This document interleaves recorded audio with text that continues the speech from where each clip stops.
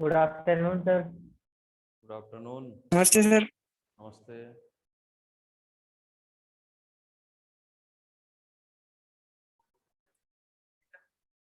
तो अपन पढ़ते हैं मृण मूर्तियां एक बार वापस।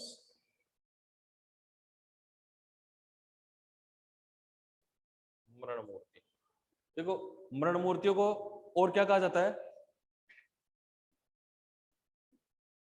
टेराकोटा, पढ़ा था अपन ने। मृण मूर्ति को और क्या कहा जाता है? टेराकोटा। देखो इसमें अपन ने पढ़ा था कि सिंधु घाटी सभ्यता है, इसके अनेक भागों से मृण मूर्तियां प्राप्त हुई हैं, अर्थात मिट्टी की मूर्ति या मूर्तियां, मिट्टी की मूर्तियां यहां से प्राप्त हुई है। तो ये मिट्टी की मूर्तियां पकी हुई मिट्टी की मूर्तियां होती थी, मिट्टी को पकाकर उसकी मृण मूर्तियां बनाई जाती थी। इसमें से जैसे मृण मूर्तियां होती थी, इनमें क्या कि जो पत्थर की मूर्तियां होती थी, कांसे की मूर्तियां होती थी, वो भी इतनी अच्छी नहीं बनती थी जितनी ये मिट्टी की मूर्तियां बनती थी। अर्थात मिट्टी की मूर्तियां बहुत अच्छे तरीके से बनाई जाती थी, सभ्य तरीके से और अच्छे तरीके से। लेकिन जो पत्थर की और कांसे की प्रतिमाएं होती थी, इनको इतना अच्छे तरीके से नहीं बनाया जाता था, क्योंकि वो तो कांसे की तो ढलाई करके बनाया जाता था, तो थोड़ा बहुत इधर उधर होता था। लेकिन मिट्टी की मूर्ति में हाथ से बनाया जाता था डायरेक्ट। तो जैसे हाथ से डायरेक्ट बनाते थे तो वो बहुत अति उत्तम मूर्तियां थी। मृण मूर्तियों में सबसे ज्यादा माता या देवी की मूर्तियां बनाई जाती थी, माता की या देवी की मूर्ति बनाई जाती थी। देखो यहाँ पर मिट्टी की मूर्तियों में कुछ दाढ़ी मूंछ वाले पुरुषों की छोटी छोटी आकृतियां बनी हैं, दाढ़ी मूंछ वाले पुरुषों की छोटी छोटी आकृतियां भी मिली है, मतलब छोटी छोटी मूर्तियां मिली है जिसमें दाढ़ी व मूंछ बनाए गए हैं और जिनके बाल गुथे हुए आकार में बनाए गए हैं, गुथे हुए आकार में उनके बाल बनाए गए हैं। ठीक है। इसके अलावा यहाँ पर जो देवी देवता के रूप में बनाए गए मूर्तियां हैं, उनके ऊपर एक सींग आकृति बनाई गई है। जैसे कोई चेहरा बनाया और चेहरे में क्या किया, ऊपर सींग आकार बना दिया, सींग, सींग आकार। तो ये जो सींग बनाया है, इसका मतलब उस समय का कोई देवता था जो पशुओं से संबंधित। और ये क्या करते थे, जैसे मृण मूर्तियां बनाते थे, मिट्टी की मूर्तियां बनाते थे, तो मिट्टी की मूर्तियों में ये क्या करते थे कि उस मिट्टी की मूर्ति को पहले कच्ची मिट्टी, जैसे मिट्टी होती है उसको गीली करके, और चिकनी मिट्टी को गीली करके उसको मूर्ति बनाकर और फिर उसकी सिकाई की जाती थी। तो जैसे जैसे मटका अपन देखते हैं मटका, वैसे इतनी मटके जितनी पक्की वो मूर्तियां हो जाती थी। और प्राचीन काल में वो सारी अपने को मूर्तियां मिली। देखो अपन ने पढ़ा था कि प्रागैतिहासिक काल में जो था आदि मानव, वो सिर्फ स्वतंत्र घूमता रहता था, उसको किसी से कोई लेना देना नहीं था, उसको अपनी खुद की सूझबूझ भी नहीं थी। लेकिन धीरे धीरे उसने क्या किया कि धीरे धीरे उसने प्रोग्रेस की और धीरे धीरे कालांतर तक पहुंचा। और कालांतर तक पहुंचने के लिए उसने क्या किया, जैसे सिंधु घाटी कला पढ़ते हैं अपन, सिंधु घाटी की कला पढ़ते हैं, तो इसमें वही आदि मानव का प्रारूप अलग हो गया और वो बहुत अच्छी चित्रकारी करने लग गया, बहुत अच्छी चित्रकारी करने लग गया।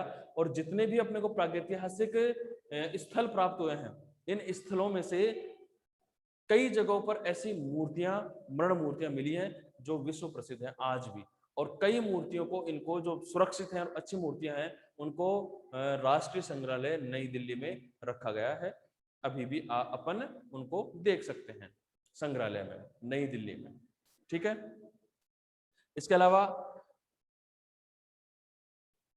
एक प्रकार की मूर्तियां, देखो वापस एक बार मैं रिपीट कर रहा हूं इसको, मृण मूर्तियां मिट्टी की मूर्तियां होती हैं, इनको टेराकोटा की मूर्तियां भी कहा जाता है। ये मूर्तियां सिंधु घाटी सभ्यता से प्राप्त हुई हैं।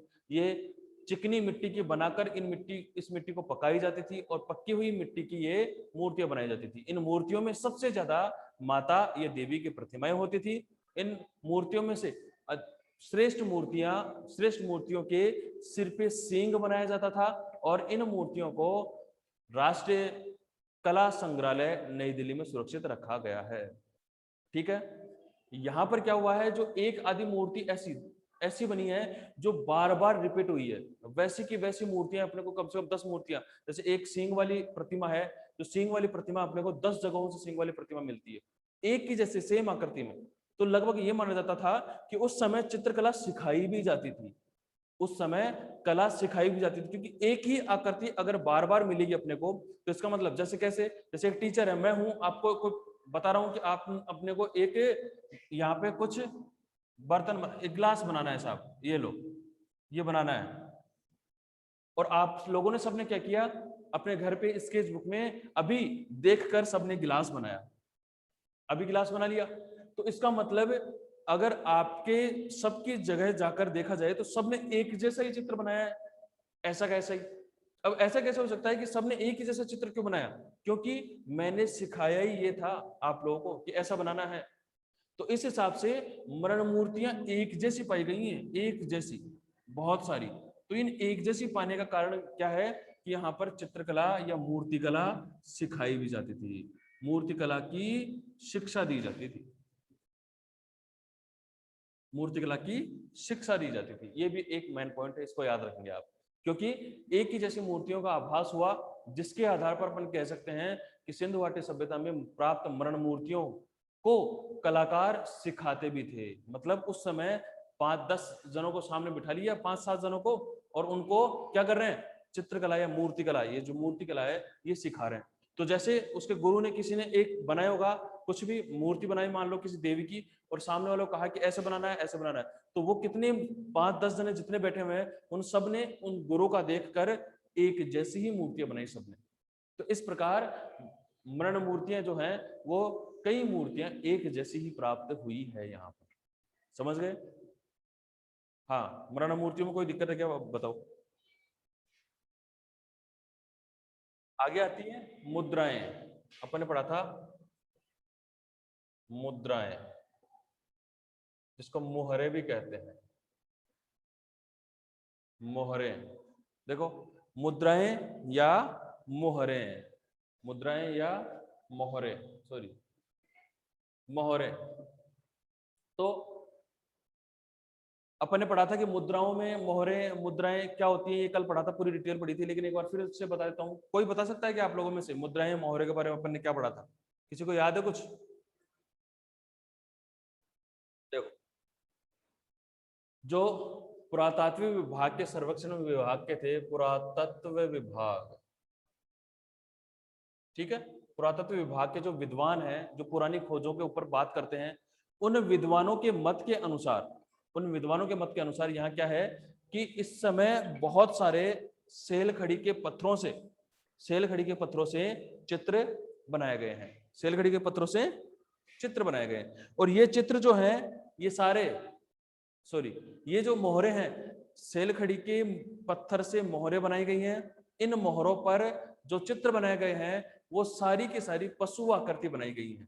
जो चित्र बनाए गए हैं, जैसे अपन ने बात की है, पुरातत्व विभाग के विद्वान जो है उन्होंने क्या कहा, उन्होंने कहा कि जितने भी ये मोहरे हैं ये या तो व्यापार के लिए, या तो व्यापार या पहचान, या पहचान के लिए, व्यापार या पहचान के लिए ये काम में ली जाती थी। कैसे, जैसे किसी को व्यापार करना था तो वो यहाँ से वहां जाने के लिए उसको व्यापार के रूप में वो दिखाना पड़ता था कि हाँ मैं उस क्षेत्र से हूँ। और एक पहचान कि कौन से राज्य से है, कौन सी सभ्यता से है, हड़प्पा से है, मोहनजोदड़ो से है, कालीबंगा से है, आहड़ से है, कौन सी सभ्यता से है ये, तो उस सभ्यता के लिए भी ये मुद्राएं काम में ली जाती थी। ऐसा क्यों अनुमान लगाया, क्योंकि प्रत्येक जो जितनी भी अपने को सभ्यता प्राप्त हुई है, उन सभ्यताओं में अपने को मोहरे जरूर प्राप्त हुई है। और मोहरे तो प्राप्त हुई है, लेकिन हर जगह से कौन सी अलग अलग मोहरे प्राप्त हुई, कहीं भी एक जैसी मोहरे प्राप्त नहीं हुई अपने को, अलग अलग क्षेत्र में अलग अलग सभ्यताओं में अलग अलग मोहरे प्राप्त हुई है। क्या बात हो गई। हाँ, ठीक है, तो अलग अलग ये मोहरे, अलग अलग ये मुद्राएं प्राप्त अपने को हुई है। इसके अलावा यहाँ पर क्या है, देखो यहाँ पर तांबा, कांस्य, मिट्टी, तांबा, कांस्य, मिट्टी, इनसे मोहरे बनाई जाती थी। तांबा, कांस्य, मिट्टी। अब इनके अलावा अपन ने पढ़ा कि सेल खड़ी, सेल खड़ी, तो सेल खड़ी तो एक बहुत अच्छा पत्थर होता था, बहुत अच्छा और मजबूत पत्थर हुआ करता था। इसके अलावा इनकी भी ये क्या बनती थी, मोहरे बनती थी, ठीक है। और इन सभी मोहरों पर पशुओं की आकृतियां बनाई जाती थी। किसकी? पशुओं की। और पशुओं में भी क्या होता था? बीच में पशुपति को, और बीच में पशुपति, और उसके चारों तरफ क्या थे? पशु। अब बीच में पशुपति था, वो पशुपति कैसे हुआ बीच में? क्योंकि जैसे ये सेलखड़ी की पत्थर है और सेलखड़ी के पत्थर पे ये मोहर बनी हुई है, तो उन्होंने क्या किया, यहाँ पर एक सींग वाला कोई आदमी बना दिया, एक सींग वाला आदमी बना दिया, और ये बनाकर इसके चारों तरफ क्या बना दिया? जानवर बना दिया, चारों तरफ जानवर बना दिए। तो ये क्या हो गया? ये पशुपति की मुद्रा हो गई। पशुपति मतलब इसको, इस चित्र को अपन कहेंगे पशुपति। एक सींग वाला जानवर के रूप में या मनुष्य के रूप में अंकित किया गया बीच में, और चारों तरफ उसके क्या है? पशु बने हुए। इसका मतलब पशुओं का ये देवता या पशुओं का ये क्या है? संरक्षक है, पशुओं का देवता है, पशुओं का मालिक है, पशुओं का पिता है, ऐसे इसमें माना गया है। इसके अलावा ये जो मुद्राएं हुआ करती थी, इन मुद्राओं में क्या करते थे ये लोग? मुद्राओं में अलग अलग जानवर की, शेर, हिरण, हाथी, इनकी प्रतिमाएं बनाई जाती थी, और उन प्रतिमाओं के आधार पर ही इस जो प्रतिमाएं बनाई जाती थी मोहरों पर, उस प्रतिमाओं के आधार पर ही सभ्यताओं की पहचान की जाती थी कि कौन सी सभ्यता से कौन सा। जैसे हाथी की प्रतिमा है तो उसे माना जाता था कि ये वास्तव में श्रेष्ठ कोई राजा है, और श्रेष्ठ राजा की प्रजा का कोई ये सेवक है, या प्रजा में से कुछ है, प्रजा में से कोई आदमी है, व्यक्ति है, ऐसे उसको माना जाता था। जैसे किसी एक राजा की प्रजा है तो उस राजा का निशान, चिन्ह जो होता है वो क्या बनाया? वो बनाया अपने ने हाथी। तो उस हाथी के आधार पर अपन क्या कह सकते हैं? हाथी के आधार पर अपन ने कहा कि जैसे ही मोहरें वहां से प्राप्त होती हैं तो मोहरों पर भी हाथी का निशान पाया गया। हाथी के निशान से मोहरों पर, और कहीं दूसरे सभ्यता में अगर अपन जाते हैं तो सभ्यता में उस हाथी के निशान को देखकर कहा जाएगा कि ये उस राज्य का है, क्योंकि उस राज्य का चिन्ह क्या होगा? उस राज्य का चिन्ह होता है हाथी, तो उससे भी उसकी पहचान हो जाती है। इसलिए भी यहाँ पर मोहरें ऐसे बनाई जाती थी। किसी को कोई समस्या है क्या? सर कांसा क्या होता है? कांसा होता है धातु। धातु होती है, जैसे लोह धातु, कांस्य धातु, आपने सुना होगा लोह धातु, कांस्य धातु। ऐसे ही धातु होती है जिसको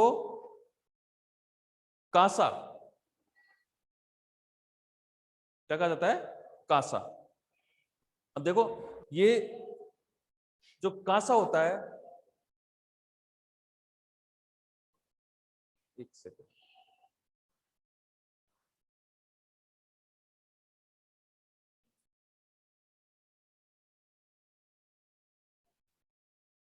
कांस्य एक धातु होती है जिससे, जैसे तांबा जानते होंगे आप लोग, तांबे का होता है, वैसे ही कांस्य धातु होती है। पहले कांस्य के अपने पूर्वजों में, जैसे देखा होगा आप लोगों ने, आपके घर में भी कहीं कांस्य का कोई बर्तन होगा, कांस्य का थाल, कांस्य का बर्तन, कांस्य का कटोरा, ऐसे कांस्य धातु होती है। जैसे कांस्य तांबा होता है ना, वैसे ही कांसा होता है, ठीक है। और ऐसे इनका मिश्रण से क्या बनाए जाते थे? इन धातुओं के मिश्रण से, ये ठोस धातु होती है, बहुत महंगी होती है, तांबा कांस्य, ये महंगा भी होता है, ठीक है। इस हिसाब से ये क्या होता था? कांसा एक धातु होती थी, और धातु से ही पत्थर का निर्माण किया जाता था। समझ में आएगा कुछ? अब पढ़ेंगे अपन अगला मृद भांड। क्या पढ़ेंगे? मृद भांड। मृदा का मतलब क्या होता है? मिट्टी। मिट्टी। तो भांड का, मृद भांड का मतलब क्या हुआ? मिट्टी के बर्तन। मिट्टी के बर्तन। मिट्टी के बर्तनों के बारे में पढ़ेंगे कि यहाँ से मिट्टी के बर्तन भी प्राप्त हुए हैं।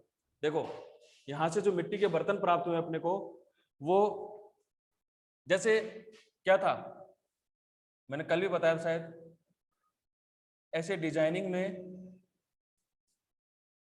बना दिया, और ये लो, ये एक वहां से प्राप्त क्या है, इसको केतली या रामधरा या ऐसा कुछ बनाया गया था।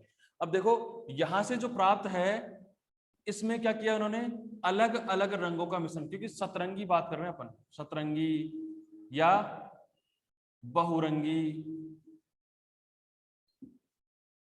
यहां पर जितने भी मृद भांड प्राप्त हुए हैं, मृद भांड की बात कर रहे हैं अपन, तो मृद भांड जितने भी यहाँ पर प्राप्त हुए हैं वो बहुरंगी प्राप्त हुए हैं, बहुत अत्यधिक कलर मात्रा में। जैसे यहाँ पे उन्होंने अलग कलर किया, ठीक है, यहाँ पे अलग कलर किया, यहाँ पे उन्होंने अलग कलर किया, और यहाँ पे अलग किया।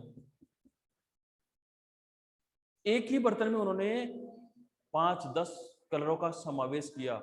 समावेश का मतलब ऐसा नहीं भी इतने कलर कहाँ से लाए, ऐसा समावेश नहीं, जैसे 2 ही कलर लिए लेकिन दोनों को ही अलग अलग, जैसे यहाँ व्हाइट किया, यहाँ रेड किया, यहाँ ब्लैक कर दिया, फिर यहाँ व्हाइट, यहाँ ब्लैक, यहाँ रेड, ऐसे इन्होंने व्हाइट, ब्लैक और रेड का इस्तेमाल ज्यादा करके एक चित्र को बहुरंगी रूप में चित्रित किया। इन्होंने बहुरंगी रूप में चित्रित किया। यहाँ पर कुछ घूमे हुई आकृति के भी भांड प्राप्त हुए हैं, ऐसे करके घूमी हुई आकृति के भी भांड अपने को, बर्तन अपने को प्राप्त हुए हैं, और इन बर्तनों की संख्या कुछ ज्यादा है। ऐसे बर्तनों की संख्या यहाँ पर कुछ ज्यादा पाई गई है जो घुमावदार हैं। ठीक है, इस प्रकार अपन क्या करते हैं कि मृद भांड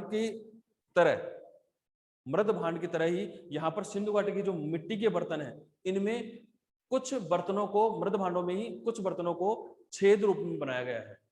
जैसे ये बनाया तो इसमें यहाँ छेद, यहाँ छेद, यहाँ छेद, यहाँ छेद, ऐसे छेद रूप में भी बनाया गया है। अब वो छेद रूप में बर्तन क्यों बनाए जाते थे, क्योंकि या तो वो कुछ ऐसी सामग्री रखने का बर्तन था जिसमें कोई सामग्री खराब ना हो, हवा पास होती रहे, या तो इस हिसाब से उन्होंने छेद बनाया होगा। ठीक है, तो इस तरह से उन्होंने क्या किया, मृद भांडों में छेद भी बनाए हैं। ठीक है, देखो बहुरंगी मृद भांड कम पाए गए हैं, बहुरंगी मृद भांड कम पाए गए हैं। इनमें मुख्य छोटे छोटे कलश शामिल हैं, इनमें मुख्य रूप से छोटे छोटे कलश ज्यादा बनाए गए हैं, जिन पर लाल, काले, हरे और कभी कभी सफेद तथा पीले रंग का इस्तेमाल भी किया गया है। तो मतलब छोटे छोटे जो कलश बनाए गए हैं, कलश कैसे, छोटे छोटे कलश बना दिए इन्होंने, ये लो ऐसे करके,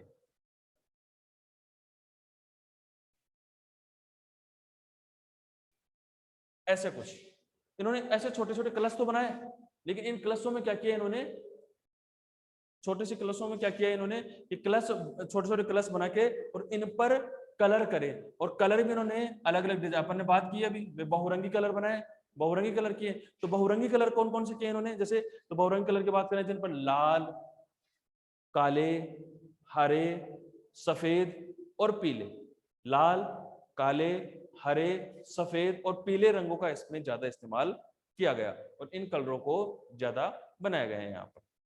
ठीक है, यहाँ पर सजावट, यहाँ पर जो सजावट की जाती थी मृद भांडों की, वो उसमें क्या किया जाता था, मृद भांडों में सजावट करने के लिए कुछ रेखाओं का टेढ़ा मेढ़ा करना। जैसे अपन ने बात की अभी, जैसे एक और बना के देखते हैं, ये लो, इन्होंने सजावट कैसे की, ऐसे, बस यही सजावट थी, या फिर ऐसे। तो इनकी सजावट अलग तरीके से होती थी, सिर्फ रेखाओं के माध्यम से ये सजावट करते थे। ठीक है, इसके अलावा देखो यहाँ छेद वाले जो बर्तन है, इनमें छेद वाले बर्तनों में एक बड़ा छेद वाला बर्तन प्राप्त हुआ है, जिसकी दीवार सर्वत्र पाई गई है, मतलब जिसकी दीवार मोटी है, मतलब मोटा बर्तन है, और मोटी मोटी पतली दीवार नहीं, उसकी मोटी दीवार है, मतलब मोटी परत का एक बर्तन है जिसमें छेद है, जिसके माध्यम से ऐसे अपन अनुमान लगा सकते हैं कि कोई चीज खराब ना हो, कोई वस्तु खराब ना हो, उसके हिसाब से वो बनाते होंगे। ठीक है, सीधे और कोणे रूप वाले बर्तन अपवाद के तौर पर भले ही मिल जाए। ठीक है, अपन कहा है ना, मैं सीधे बर्तन जरूर ऐसे ऐसे, ये सीधे बर्तन बहुत ही कम मिले यहाँ पे, जबकि टेढ़े भेड़े बर्तन यहाँ पर ज्यादा प्राप्त हुए अपने को। छोटे छोटे पात्र जो अधिकतर आधे इंच से भी कम ऊंचाई वाले थे, आधे इंच, इतने तो छोटे छोटे बर्तन भी प्राप्त हुए हैं यहाँ पे, इतने तो छोटे छोटे बर्तन भी मिट्टी के यहाँ पर प्राप्त हुए हैं। आमतौर पर इतने अधिक सुंदर बने हुए हैं कि कोई भी दर्शक इनकी प्रशंसा किए बगैर नहीं रह सकता।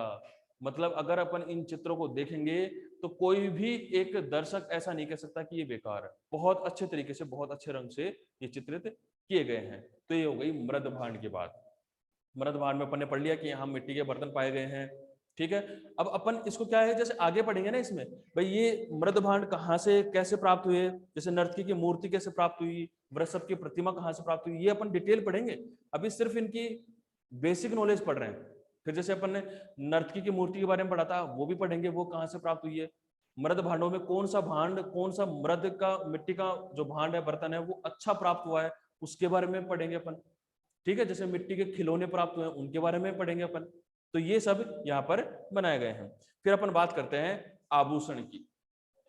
क्या? आभूषण। ये मृद भांड में किसी को कोई समस्या है क्या? बोलो देखे। No sir. प्राकृतिक रंग है, जो प्राकृतिक रंग है, इन प्राकृतिक रंगों का समावेश ऐसा ही है, ये प्राकृतिक रंग जो प्राप्त हुए हैं, इनका ही इस्तेमाल हुआ है उस समय, इनका ही इस्तेमाल हुआ है। अन्यत्र ऐसा कोई रंग नहीं है जो अपने को, जैसे अभी हाल में कुछ रंग बन रहे हो, मान लो जैसे एक्रेलिक रंग अपन बात करते हैं, वो बन रहे हो, ठीक है, ऐसा कुछ भी नहीं है। ये क्या है, ये सीधे प्रकृति से प्राप्त रंगों का ही इस्तेमाल करते थे। उन्हीं रंगों को मिक्स करके भी बना लेते थे कई बार, जैसे दो रंग है तो दोनों को मिक्स करके तीसरा रंग बना लेते थे, लेकिन सीधे प्रकृति वाला रंग ही काम में लेते थे, ऐसे अन्यत्र रंग काम में नहीं लिए इन्होंने, ठीक है। अब बात करते हैं अपन आभूषण की। यहां तक तो किसी को कोई समस्या नहीं होगी? बोलो एक जना। No sir. कोई समस्या नहीं है किसी को? शाबाश। देखो, हड़प्पा के पुरुष और स्त्रियां अपने आप को तरह तरह के आभूषण से सजाते थे। हड़प्पा और मोहनजोदड़ो या सिंधु घाटी के जो भी व्यक्ति थे, वो अपने आप को तरह तरह के आभूषणों से सजाते थे खुद को। अब देखो इसमें आभूषणों से, अब उस समय कौन से आभूषण कैसे बनने लगे? देखो, ये गहने बहुमूल्य धातुओं और रत्नों से बनाए जाते थे। ये बहुमूल्य धातु होती थी या फिर रत्न होते थे, इनसे ये बनाए जाते थे। कुछ आभूषण होते थे वो हड्डियों के बने होते थे, हड्डी के आभूषण। कुछ आभूषण मिट्टी के भी बने होते थे, कुछ आभूषण हड्डी के, कुछ मिट्टी के, कुछ पत्थर के, जैसे काली चूड़ियां प्राप्त हुई है, वो पत्थर की चूड़ियां बनी हुई है। तो ऐसे भी यहाँ पर प्राप्त हुए हैं। गले के हार, फीते, बाजूबंद, अंगूठियां आमतौर पर पुरुषों और स्त्रियों दोनों के द्वारा समान रूप से यहाँ पर पहनी जाती थी। ये अंगूठियां वगैरह, बाजूबंद वगैरह, ठीक है, ये आमतौर पर सभी के द्वारा पहनी जाती थी इसमें। पर देखो, इसके अलावा करधनी कमर पे बांधने का, और कर्णफूल कानों में पहनने का, पैरों के कड़े, ठीक है, पायल स्त्रियां ही पहना करती थी उस समय, भी स्त्रियां ही इनको पहना करती थी, ठीक है। मोहनजोदड़ो और लोथल से ढेरों गहने मिले हैं। मोहनजोदड़ो सभ्यता जो है, मोहनजोदड़ो सभ्यता है यहां से, और लोथल से, इनसे अत्यधिक मात्रा में क्या मिले हैं? गहने मिले हैं, आभूषण प्राप्त हुए हैं। ये पूछा हुआ क्वेश्चन है, इसलिए लिखा है मैंने इसको। ये पूछा हुआ क्वेश्चन है कि अत्यधिक मात्रा में आभूषण कहां से प्राप्त हुए। दोनों में से एक नाम आएगा, कोई सा भी लिख सकते हैं आप, मोहनजोदड़ो या लोथल। दोनों एक जगह नहीं आ सकते, भाई ऐसा नहीं है ऑप्शन में आ गए तो दोनों आ गए, नहीं, एक ही आएगा। या फिर लिखा हुआ क्वेश्चन आएगा, अत्यधिक मात्रा में आभूषण या गहने कहां से प्राप्त हुए, तो आप लिखेंगे मोहनजोदड़ो और लोथल सभ्यता से, ठीक है। इसके बाद में यहां पर सोने और मूल्यवान नगों के हार, तांबे के कड़े और मनके, सोने के कुंडल, झुमके, आभूषण, लटकन और सेलखड़ी के मनके, बहुमूल्य रत्न शामिल है। यहां पर सोने और रत्नों के आभूषण भी प्राप्त हुए हैं। सोने के आभूषण भी प्राप्त हुए, वहां से रत्न, हीरे, मोती आदि के भी आभूषण प्राप्त हुए हैं। इनमें ये क्या करते थे? पायल, कर्णफूल, अंगूठी, ये सब बनाते थे। और लोथल जो गुजरात सभ्यता है, लोथल, वहां तो अत्यधिक मात्रा में ये प्राप्त हुए हैं, ठीक है।